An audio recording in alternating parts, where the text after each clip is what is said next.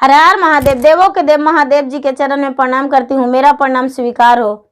माता गौरा पार्वती के चरण में प्रणाम करती हूँ, मेरा प्रणाम स्वीकार हो। गणपति ललनवा के चरण में प्रणाम करती हूँ, मेरा प्रणाम स्वीकार हो। सब गुरु भाई बहनों के चरण में प्रणाम करती हूँ, मेरा प्रणाम स्वीकार हो। सब देवी देवताओं के चरण में प्रणाम करती हूँ, मेरा प्रणाम स्वीकार हो। माता पिता के चरण में प्रणाम करती हूँ, मेरा प्रणाम स्वीकार हो। गुरु भाई बहन, मैं एक कथा सुनाने जा रही हूँ। इस कथा को पूरा सुनिए और रहस्य जानिए। आदि नहीं आदि सुनने में शिव गुरु का अपमान होती है और पूरा सुनने में ज्ञान होती है, इसलिए कथा को पूरा सुनिए और रहस्य जानिए। हर हर महादेव, घर घर महादेव। गुरु भाई बहन, एक राजा थे और एक उनके मंत्री थे।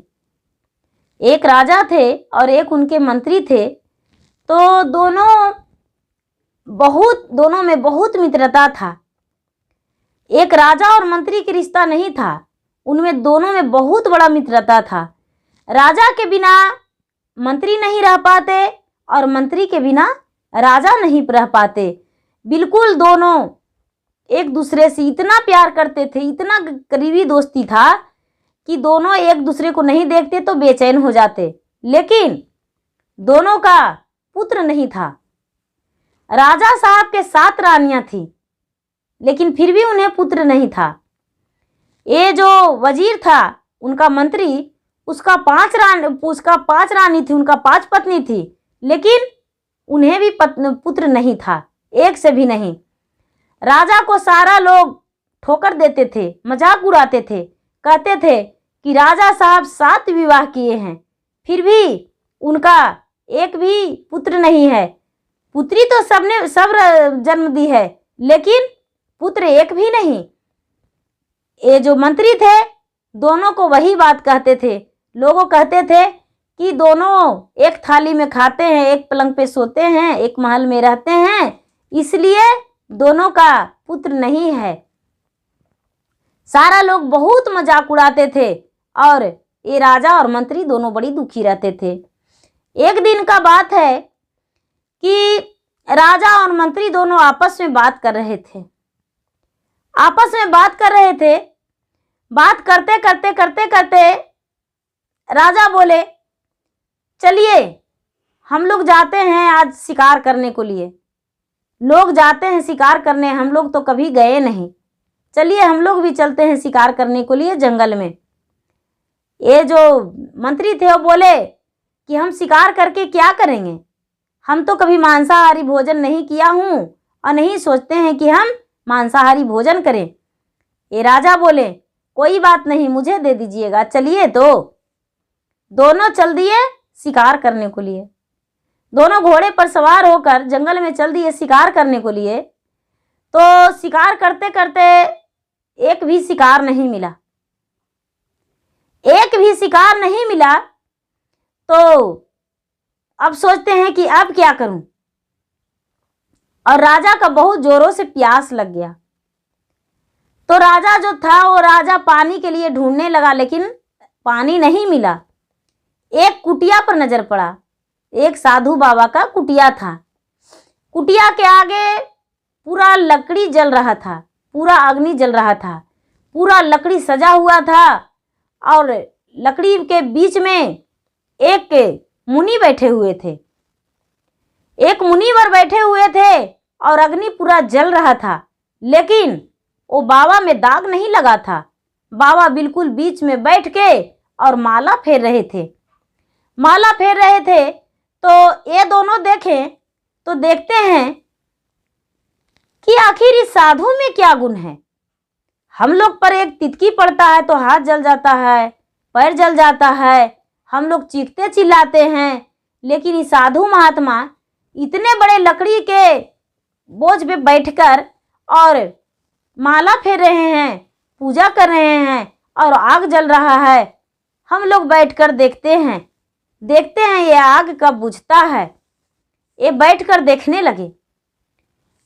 जब देखने लगे तो पूरी रात देखते रह गए, लेकिन पूरी रात अग्नि जलते रह गया और ये बाबा माला फेरते रह गए। जब सुबह हो गया तो ये राजा और उनके मंत्री दोनों वहां बैठे रह गए, लेकिन देखते रह गए। जब सुबह हुआ, जैसा ही सूरज का प्रकाश बाबा पे पड़ा तो अग्नि बुझ गया। अग्नि बुझ गया और हवा चलने लगा। हवा चलने लगा तो अग्नि बिल्कुल बुझ गया। अग्नि बिल्कुल बुझ गया। बाबा वैसा ही बैठ के माला फेरते रहे। ये जो राजा था वो बोला कि चलो बाबा के पास चलते हैं, बैठते हैं, उनसे कुछ पूछेंगे, हो सकता है कुछ हम लोग का मदद कर दें। बोले कि चलो पूछते हैं। ये जो बाबा थे वो आँख खोलकर नहीं देखते थे, इधर उधर नहीं देखते थे। बाबा से जाके और बोले, राजा बाबा आप यहाँ पर कैसे रहते हैं और क्यों रहते हैं और किस लिए रहते हैं? बाबा कोई उत्तर नहीं दिए और सर झुका लिए। फिर से ये जो मंत्री था बोले बाबा हम तो आपके पास प्यासे आए थे, लेकिन पानी नहीं है आपके पास तो सिर्फ अग्नि जल रहा है, पूरी रात अग्नि जला है। बाबा उत्तर नहीं दिए। फिर राजा बोलते हैं, बाबा मेरे पास एक बहुत बड़ी समस्या है, उस समस्या को क्या आप हल कर देंगे? बाबा सर झुका के आंख मुने हुए बोले नहीं, मुड़ी डुला दिए। जब मुड़ी डुला दिए तो राजा बोले कि हम लोग दोनों हैं एक ही घर में रहने वाले, एक मेरा मंत्री है, हम राजा हैं, और दोनों का पुत्र नहीं है। मेरा 7 रानी है और इनका है 5 रानी। बाबा बोले ठीक है, कोई बात नहीं, हम तुम्हें कुछ देते हैं, वो अपने रानी को खिला देना। बोले ठीक है। बाबा अपने जेब में हाथ डाले और हाथ डाल के और थोड़ी सी भभूत निकाले और एक पुड़िया में राजा को और एक पुड़िया में मंत्री को दे दी और बोले लो अपने अपने पत्नी को खिला देना, लेकिन एक ही पत्नी को खिलाना। अगर जो सारा पत्नी को खिला दोगे तो पुत्र नहीं होगा। एक पत्नी को जिसको तुम्हारा मन हो उसको खिलाना, तुम्हारा पुत्र हो जाएगा। दोनों वहां से ले लिए और लेकर वहां से चल दिए और दोनों चलते अपना घोड़े सवार होकर घर पहुंच गए। अपना घर गए दोनों और जाकर अपने पत्नी से बोले कि बड़ी वाली पत्नी जो सबसे पहली पत्नी बसी थी उससे जाके बोले, राजा कि लो हम तुम्हें कुछ देते हैं, इसे तू खा जाना। वो बेचारी पुड़िया खोली तो देख रही है कि इसमें तो भभूत है। वो भभूत आराम से मुंह में ले ली और खा गई। ये जो मंत्री था वो मंत्री क्या किया कि वो भी अपने पहली वाली पत्नी को हाथ में देकर बोला कि लो खा लेना। उसकी भी पत्नी खा गई। दोनों का पहले वाली जो सबसे पहली पत्नी थी दोनों भभूत खा गई और भभूत खा के और सो गई। तो रात में दोनों सपना में देख रही है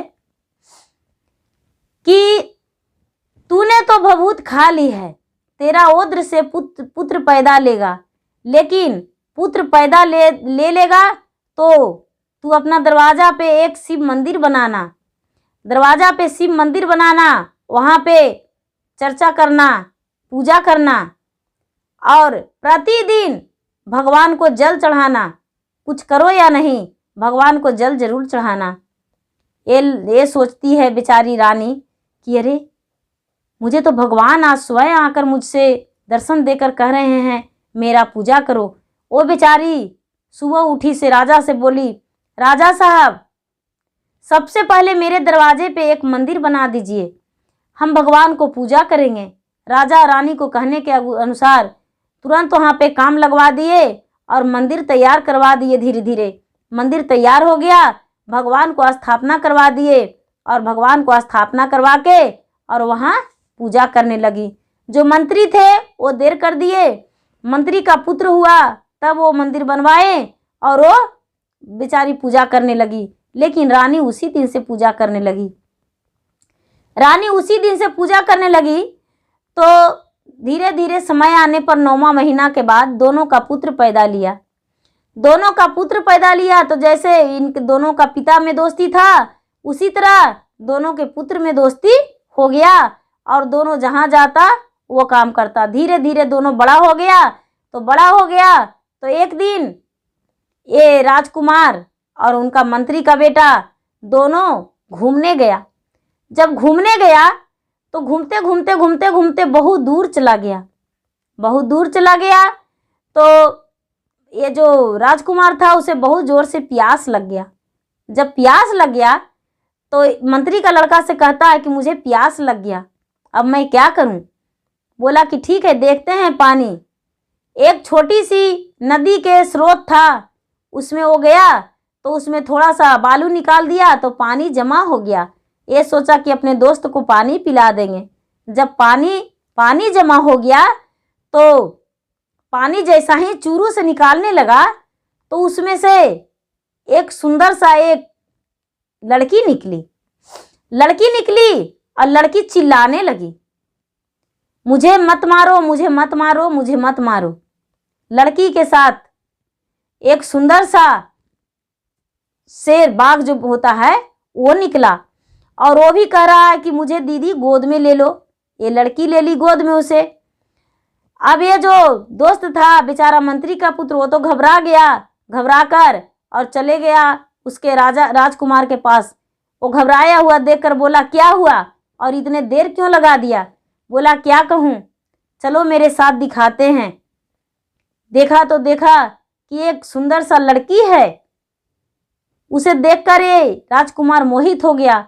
बोला कि कोई बात नहीं, ये तो गोद में लेकर बैठ गया है, इसके गोद में शेर सो गया है, यहीं पे तुम बैठो, हम उसे लेकर आते हैं। ये क्या किया राजकुमार कि शेर का नीचे उतार दिया और लड़की को हाथ पकड़ के और घोड़े पर बैठा के और लेकर वहां से चल दिया।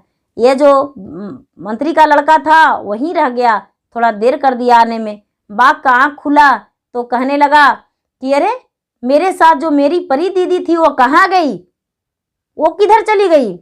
ये मंत्री का लड़का कहता है कि वो तो चला गया।